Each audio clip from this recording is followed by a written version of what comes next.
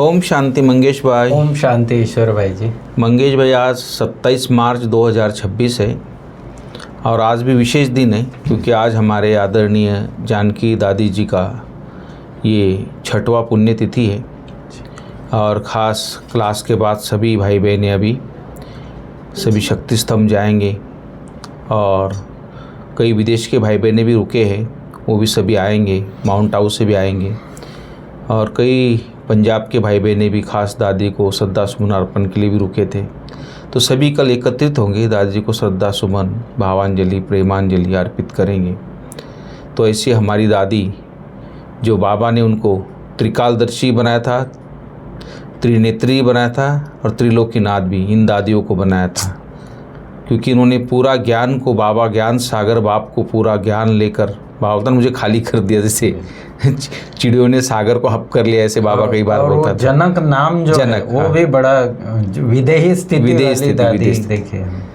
और उन्होंने खास सच्चाई, सफाई, सादगी थी बहुत, और हर प्रकार से वो श्रीमत के अलावा कुछ था ही नहीं। वो सदा बोलती मैं कौन मेरा कौन। और उनकी बहुत अच्छी बातें स्तंभ पे लिखी गई है, किस तरह प्रेम, शांति, धीरज की गोली रोज़ खाना है और किस तरह त्रिकालदर्शी भी, माना तीनों कालों का ज्ञान उनके पास था। तब जाके उन्होंने विदेशियों को भी परख के उनको जैसा चाहिए वैसा ज्ञान दिया। और विदेशियों को ज्ञान में चलाना बहुत बड़ा डिफ़िकल्ट होता है मंगेश भाई, क्योंकि उनका पूरा कल्चर अलग होता है, खान पान अलग होता है। ऐसे हज़ारों लोगों को उन्होंने अपना बनाया, प्यार दिया, उनको ज्ञान दिया बाबा का और उनका पूरा जीवन परिवर्तन कर दिया। जो आज हज़ारों भाई बहनें विदेश से आते हैं जो ज्ञान में पूरा फॉलो करते, तो ये सब जानकी दादी की तपस्या की कमाल है। तो इस तरह ऐसी विशेष आत्मा के लिए हम खास सभी भाई बहनें, वो तो है ही बाबा के खास दिल पर है। आज भी वतन से सेवाएं कर रही दादियाँ। तो ऐसी दादी की याद में सभी आज सुबह अमृत बेले सी है सभी, और बहुत ही प्रेम की, स्नेह की माला उनके पहुंच रही है सभी के। तो आज विशेष मंगेश भाई, बाबा बोलते हैं बच्चे तुम ज्ञान सागर के बच्चे हो, ज्ञान सागर बाप तुम्हें मास्टर ज्ञान सागर बनाते हैं। तुम्हें ज्ञान का तीसरा नेत्र मिला है अभी, इसलिए तुम त्रिकालदर्शी बने हो, त्रिलोकीनाथ बने हो, त्रिनेत्री बने हो। तो कितना बड़ा टाइटल है, त्रिलोकीनाथ, बड़े टाइटल है। सही, बहुत बड़ी बात है। हाँ जी, हाँ जी। और ये हो गई क्योंकि ज्ञान सागर के बच्चे हैं जी, तो वो साधारण थोड़ी हो सकते हैं। तो बाबा हमको धीरे धीरे हम भी बाबा के ज्ञान को जीवन में धारण करके तो मास्टर ज्ञान सागर बन जाते हैं। तो ये जब तीसरा नेत्र मिल गया ज्ञान का, ज्ञान का तीसरा नेत्र माना, एक तो आत्मा की पहचान जी, दूसरा बाबा की पहचान, परमात्मा की पहचान, और तीसरा ये सृष्टि चक्र की पहचान, पार्ट की पहचान जी। तो इसलिए हम फिर त्रिनेत्री भी बन जाते हैं। बुद्धि रूपी नेत्र है ये दो नेत्र तो है ही, लेकिन उसके बावजूद तीसरा नेत्र जो है वो बुद्धि रूपी नेत्र। और त्रिकालदर्शी माना तीनों कालों को जान जाते हैं, और त्रिलोकीनाथ तीनों लोकों को जान जाते हैं, मूल वतन, सूक्ष्म वतन और ये स्थूल वतन। तो इस प्रकार से बाबा हमको इतना ऊंच बनाते हैं जी। बहुत अच्छी बात है। तो मंगेश भाई, प्रश्न है कि विश्व की रूहानी सेवा तुम बच्चों के सिवाय कोई नहीं कर सकता, वो कैसे हो बताइए। बिल्कुल, क्योंकि ये जो रूहानी सेवा है ना जी, जी। ये दुनिया में किसी को पता ही नहीं। हाँ, ये भी बात है। हाँ, ये बाबा के सिवाय कोई नहीं बताता है रूहानी सेवा, रूह की सेवा। वो तो किसी भी प्रकार से वो शारीरिक सेवा या समाज सेवा ही करेंगे दुनिया में। कई संगठनाएं बनी है, लेकिन वो आपातकाल में या ऐसे गरीबों को या कुछ अन्न देना, वस्त्र देना, दान देना, लेकिन वो आप टेम्पोररी दे रहे, कुछ दिन के लिए, कुछ समय के लिए। लेकिन भगवान जो ज्ञान सुनाता है, इससे हम जो रूहानी सेवा करते हैं तो पूरे कल्प के लिए उनका जीवन चेंज कर देते टोटली। तो और यथार्थ किसी को रूह के बारे में यथार्थ पहचाने तो सेवा क्या करेंगे जी। बिल्कुल। तो बाबा कहते हैं क्योंकि तुम्हें ही सुप्रीम रूह शिव बाबा की शक्ति मिलती है। हाँ, ये भी है, उसको भी जानते नहीं है तो उसके शक्ति कैसे लेंगे? सही बात है। तो यहाँ तो हमको स्वयं परमात्मा बैठकर पढ़ाता है, अपना परिचय देता है, अपने से कनेक्शन कैसे जोड़ना है वो सिखाता है। तो तुम्हें ही इस समय सुप्रीम रूह शिव बाबा की शक्ति मिलती है। पहले तुम आत्माओं को सुप्रीम रूह द्वारा ज्ञान का इंजेक्शन लगता है। इंजेक्शन लगने से क्या होता है?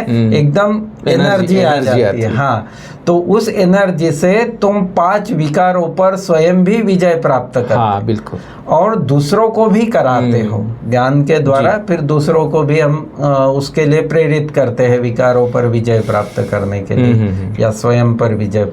ऐसी सेवा और कोई कर न सके, कलब कलब तुम बच्चे ही यह रूहानी सेवा करते हो। बिल्कुल, रूह के लिए सेवा करते हैं, रूह के उत्थान के लिए सेवा करते हैं। इसलिए बाबा कहते हैं ये रूहानी सेवा है। और शिव बाबा तो बाबा इंजेक्शन देता है, तब जाके ही हम ये कर सकते हैं। बाप को बच्चे नहीं जानते, कितना वंडर है ना? वंडर ही है। जी। ड्रामा का वंडर ही है ये कि भगवान जो इतना ऊंच है, जिसकी हम इतनी महिमा करते आए युगों युगों से, लेकिन उसके यथार्थ परिचय को नहीं जानते। कितना वंडर है। शिव बाबा ऊंचते ऊंच सर्व का सद्गति दाता है, सर्व पतितों का पावन करता, सर्व का दुख हरता भी कहते हैं, परंतु वह कौन है यह कोई नहीं जानते, सिवाय तुम ब्रह्मा कुमार कुमारियों के। बिल्कुल सही। क्योंकि ब्रह्मा कुमार कुमारी वही बनते हैं जिन्होंने बाबा को पहचाना, या जिन्होंने बाबा के ज्ञान को समझा, धारण किया, वही ब्रह्मा कुमार कुमारी कहलाते हैं। तो बाकी तो दुनिया में किसी को भी पता नहीं है कि शिव बाबा का कैसे कार्य चल रहा है। तो फिर आज के मुरली का गीत बीच में आया है। अच्छा। हाँ जी, हाँ जी। और गीत वही है, नयन हीन को राह दिखाओ प्रभु, सेवा के ऊपर खाऊं मैं। ये भक्ति का गीत है, भक्त लोग गाते भी है। हाँ, पुकार है भक्तों की। तो अब ये देखिए कि नयन हीन को नयन तो है, 2 नयन तो है सबके, लेकिन फिर भी कहते हैं कि नयन हीन को राह दिखाओ, क्योंकि अज्ञान का है, जो ज्ञान का नेत्र वो बंद हो चुका है। तो यहाँ मनुष्यों का ही बनाया हुआ गीत है कि हम सब नयनहीन हैं। यह स्थूल नयन तो सबको है, परंतु अपने को नयनहीन क्यों कहते हैं? तो बाबा समझाता है कि वह बाप बैठ समझाते हैं, ज्ञान का तीसरा नेत्र कोई को है नहीं, बाप को नहीं जानना यह हुआ अज्ञान। सबसे बड़ा अज्ञान यही है, बाप को नहीं जानना। हाँ, बाप को नहीं। सही है।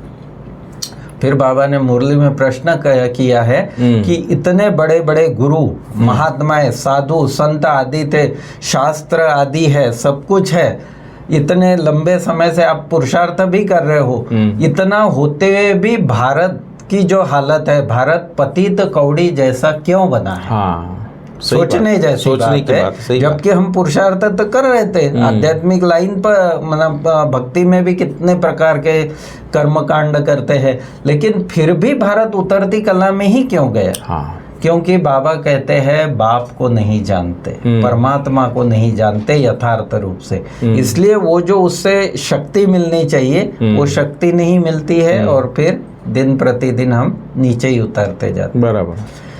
अभी बाबा कहते हैं यह शिव शक्ति भारत माताएं भारत को स्वर्ग बनाती है श्रीमत पर। यह कार्य बाबा कहते हैं अभी शिव शक्ति और खास शिव शक्ति, क्योंकि बाबा ही है जिसने आकर माताओं बहनों द्वारा ये कार्य आरंभ किया, और आज भी मैक्सिमम माना मेजॉरिटी माताओं की है बाबा के यज्ञ में।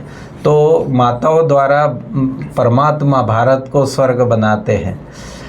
फिर आगे बाबा कहता है इस मृत्यु लोक में यह तुम्हारा अंतिम जन्म है, या मृत्यु लोक कहो या दुखधाम कहो, यह तुम्हारा अंतिम जन्म है। अब तुमको इस कब्रिस्तान से परिस्तान में जाना है, स्वर्ग लोक में जाना है, जहाँ अथाह सुख ही सुख है। सुख ही सुख। इस प्रकार बहुत अच्छा मंगेश भाई, आपने शॉर्ट ऑन स्वीट में बाबा की जो शिक्षाएं थी बहुत डिटेल करके बताया है। बाबा तो खास बोलते कि श्रीमत के ऊपर चलना है, श्रीमत के ऊपर खास बाबा ने बोला कि बाप की श्रीमत पर चलना है, सच्ची सच्ची रूहानी सेवा करनी है और सर्वशक्तिवान बाप से शक्ति ले 5 विकारों रूपी शत्रु पर विजय पाना है। ये मुख्य बात है। बाबा से शक्ति मिलेगी तभी हम विजय भी प्राप्त कर सकते हैं और वो मिलेगी योग बल से।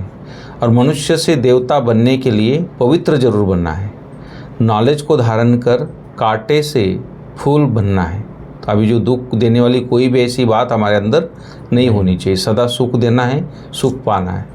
तो विशेष आज वरदान भी है मंगेश भाई कि विनाश के समय पेपर में पास होने वाले आकारी लाइट रूपधारी हो। जो आकारी लाइट रूपधारी ना, जो फरिश्ता जिसको बोलते हैं, उसको बाबा ने खास बोला कि विनाश के समय ऐसा आपका चलते फिरते ऐसा आपका दिखाई देंगे, आप लाइट स्वरूप दिखाई देगा। लेकिन वो तभी होगा जैसे कोई आप एक्टर होता है, पार्ट बजाने आता है, वो जब आता है तो ड्रेस पहन लेता है, फिर जैसे ही पार्ट पर और ड्रेस उतार के फिर अपना घर जाता है। तो इस तरह हमारे अंदर भी वो सोच होनी चाहिए कि अभी ये मैं पार्ट बजाने यहाँ पर आया हूँ और मैं फिर से वापस जाना है। तो ये स्मृति सदा रहेगी और चलता फिरता लाइट हाउस का अनुभव करेंगे, तब जाके प्रैक्टिकल में अंतिम समय भी आपके द्वारा ये लाइट के रूप दिखाई देगा। तो ये बाबा ने खास वरदान में आज बोला है। और स्लोगन है कि उमंग उत्साह के पंख सदा साथ हो तो हर कार्य में सफलता सहज मिलती रहेगी। तो ये बाबा ने खास इस स्लोगन और वरदान में बोला है। और आज तो विशेष हमारी दादी जी का जो पुण्यतिथि है, तो उसके दादी जी की विशेषताओं के आधार पर जो 16 पॉइंट्स है आज, मैं समझता हूँ आप थोड़ा उनको बताइए। और उससे पहले ईश्वर भाई जी कि अव्यक्त इशारा भी बड़ा सुंदर है। हाँ जी बिल्कुल, कि बाप सर्वशक्तिमान है तो उसका हाथ पकड़ने वाले पहुंचे कि पहुंचे, पार होने की चिंता ही नहीं है। ये फेत रखो, चाहे खुद भले कमजोर भी हो लेकिन साथी सर्वशक्तिमान, साथी बहुत मजबूत है ना, इसलिए पार हो ही जाएंगे। बहुत अच्छा बात। सोमान भी नशा भी। दादी भी कितना सोमान से कहती थी कि मेरा कौन, मैं कौन, मेरा कौन। तो और वो दादी का एक ऐसा चित्र भी है शक्ति स्तंभ पे कि कितना उमंग उत्साह और कितनी हिम्मत, जैसे कि भगवान साथ है। बिल्कुल। तो दादी के जो शिक्षाएं दी है मुरली में, 16 शिक्षाएं हैं जी। इसमें पहले है कि अपने सूक्ष्म अभिमान को परखकर उसे जल्दी से खत्म करना ही अपने ऊपर आशीर्वाद करना है। आशीर्वाद, बिल्कुल, जल्दी से खत्म करना ही। पहचान लिया, फटाफट उस पे काम करके उसको खत्म करो, क्योंकि डिले इज डेंजर कहा जाता है, वो फिर अंदर ही अंदर बढ़ता जाता है। तो ये सबसे पहला कि सूक्ष्म अभिमान को परखकर उसे जल्दी से जल्दी खत्म करना ही अपने ऊपर आशीर्वाद करना है। दूसरा है अधिक सोचने, बोलने और चिंता करने से शक्ति खर्च होती है। साइलेंस में रहो तो शक्ति जमा होती। तीसरी पॉइंट है किसी की गलती चित्त पर न हो, चित्त साफ रखो तो चैन से रह सकेंगे। बिल्कुल, चित्त में अगर कचरा है तो चैन से नहीं रह सकते। चित्त साफ रखो तो चैन से रहेंगे। चौथा है समझ से व्यर्थ व निगेटिव को खत्म कर दो तो शांति प्रिय बन जाएंगे। एक एक पॉइंट कैसी अमूल्य पॉइंट है और दादी के प्रैक्टिकल जीवन में ये सारी धारणाएं थी। पांचवा है बाबा से प्राइज लेनी है तो नियम पर चलो, थोड़ा भी कहाँ लगाओ झुकाव नहीं हो। आगे दादी कहती है कर्म और संबंध का पता गुणों से चलता है।